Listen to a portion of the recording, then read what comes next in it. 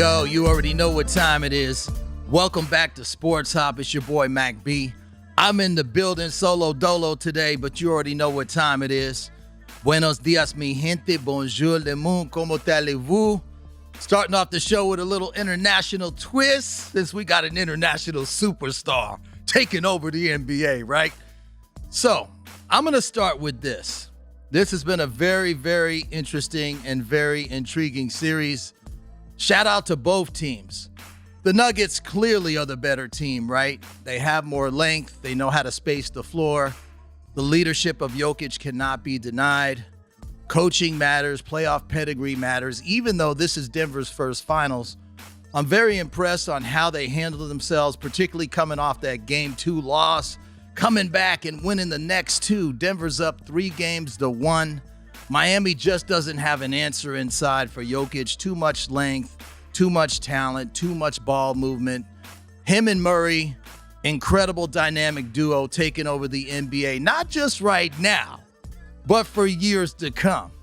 The first duo, by the way, let me remind you in case you forgot, the first duo in NBA history to have 30-point triple-doubles by a tandem. No one's ever done that, right?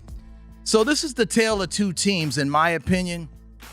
You got the Nuggets, who've never been to the finals. Denver, of course, is a football town. We all know this. Shout out to my Broncos, by the way. I'll see y'all in September.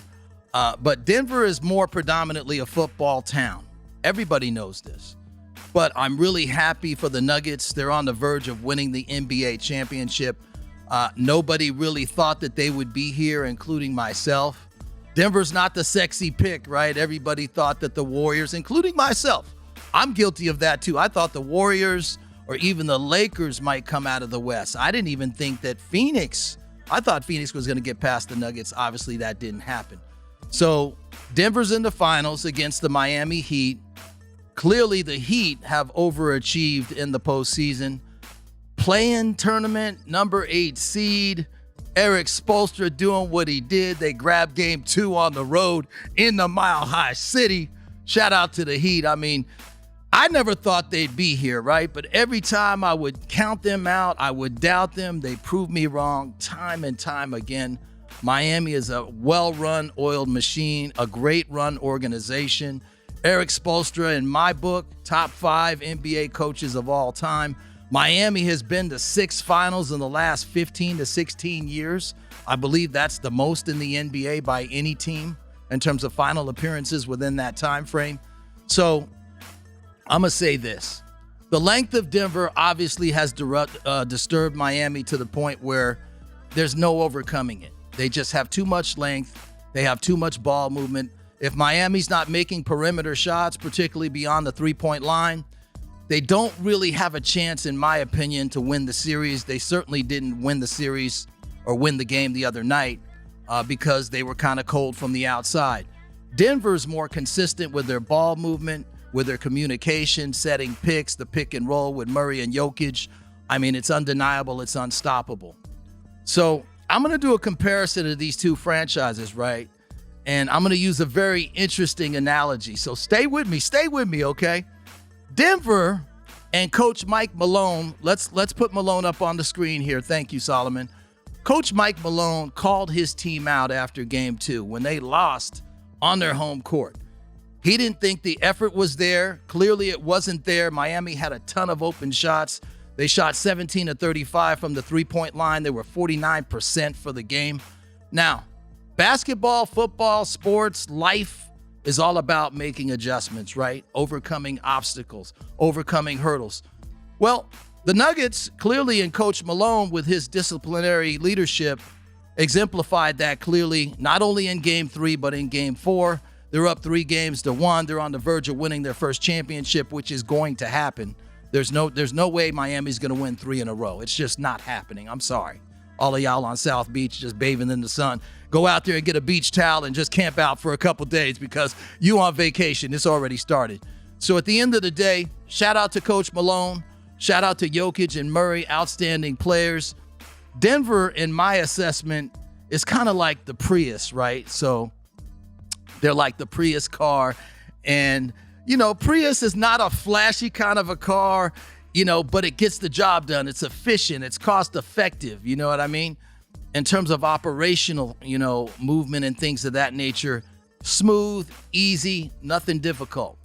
Miami is more like the Lamborghini, right? So they're the more sexy pick.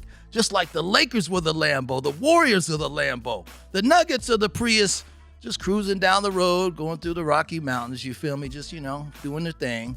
And the Lambo is just, right? Just moving through the streets. So Denver, conservative, well-run franchise, great coaching, great player development, no cockiness, nobody chirping. They're the Prius of the NBA. Miami is the Lamborghini of the NBA, along with a few other teams like the Lakers, like the Suns, Devin Booker, people chirping, doing their thing. They're the more flashy kind of a teams. But I fell victim to it. I thought that Phoenix was going to get past the Nuggets. I thought the Lakers were going to beat the Nuggets. And I thought the Warriors were going to come out of the West. What do I know, right? That didn't happen, clearly.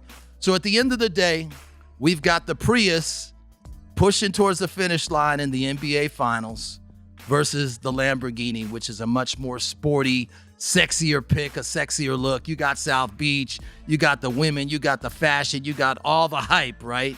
But I don't care. This may be one of the lowest rated NBA Finals in the last 10 years. I don't really care. The Nuggets don't care. The city of Denver doesn't care. What they care about is bringing home that NBA trophy, which is going to happen in the Mile High City. So shout out to Eric Spoelstra, who's done a phenomenal job this year, okay? Taking up the team from the play-in tournament, right? The number 8 seed, all the way to the NBA Finals, winning a game in Denver. Now, this series is not over yet, okay? Because Miami could come around and surprise us all like they have been doing all postseason, right? And steal another game. I think it's over. Whether it happens in game 5 or it happens in 6 or 7, Denver will be crowned NBA champions. Now, with that being said, let's pivot to greatness. Greatness is equated to Nikola Jokic, of course. In my opinion, should have been MVP for the 3rd year in a row. But that's another subject for another day, right? So shout out to Jokic. 10 out of the 13 triple-doubles in the postseason have been accounted for from Nikola Jokic. Great player, great leadership, very humble, love the way he carries himself. He fits into that mold of that Prius, right? Because he's not a chirper, he doesn't talk, he's not a flashy player.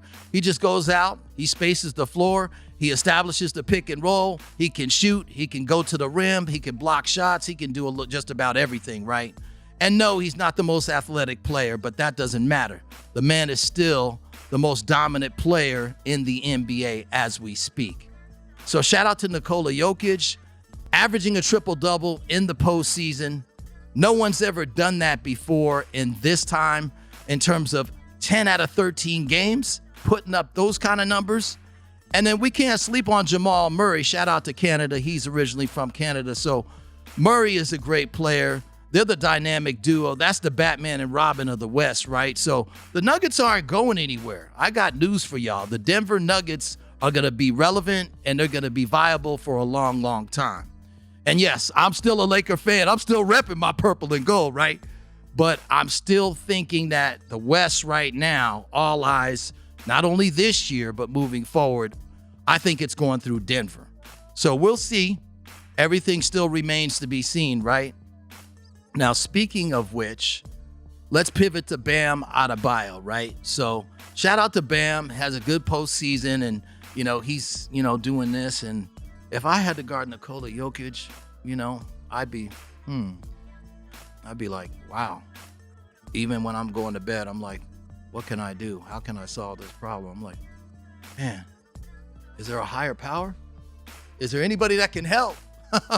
But he's done the best he can do, right? Great player.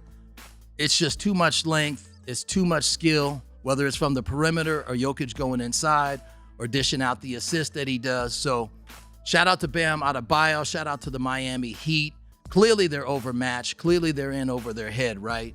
No pun intended, of course. And Jimmy Butler, playoff Jimmy. Jimmy Butler is a leader. I like his intensity. I really haven't seen as much aggressiveness going to the basket like I saw in the earlier rounds against the Celtics, against the Bucks. he hasn't had that one phenomenal performance to take the Heat over the top, right? You know, he had 28 in game 3. He struggled a little bit with his shot. He's still facilitating and making some good passes, but I don't see that inner hunger. I don't see that extra level of Jimmy in the last few games. He's still playing well. Nothing against his performance at all. Still a great player. Shout out to him and the Heat. They've had a phenomenal year. They're a great organization, well run. Shout out to Pat Riley. I don't need to say nothing but the name, right? That's a legend right there. Shout out to Eric Spoelstra, South Beach, Miami. You had a phenomenal year, and I'm hella proud of what you've been able to accomplish, right? But the Mile High City deserves it. It's Denver's first NBA title. It's just a matter of time. It's going to happen.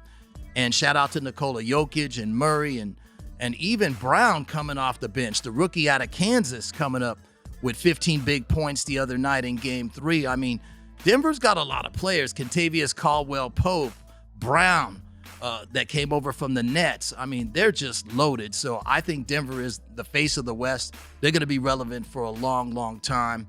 Miami did make it interesting. They had some moments in game 3 and game 4 where I thought they were going to claw their way back into this series. That didn't happen. Nonetheless, we are revved up for game 5 on Monday in Denver. It's on and popping. It's your boy Mack B. And I'm going to go ahead and pivot because this is Sports Hop. You know, we infuse the hip-hop culture in the sports game. So without further ado, I want to give a big-time birthday shout-out to one of the greatest West Coast rappers that I ever heard when I was younger. I mean, I was rocking with the DOC back in the day. I know y'all remember the Diggy Diggy Doc. Love the DOC. Props to the DOC, NWA, the whole West Coast movement. We also got another birthday shout out. My man MC Breed, rest in peace, out of Flint, Michigan. Okay, so it's on and popping. Don't you go nowhere. It's your boy Mack B. I'm in the building. You watching Sports Hop? Holla at your boy.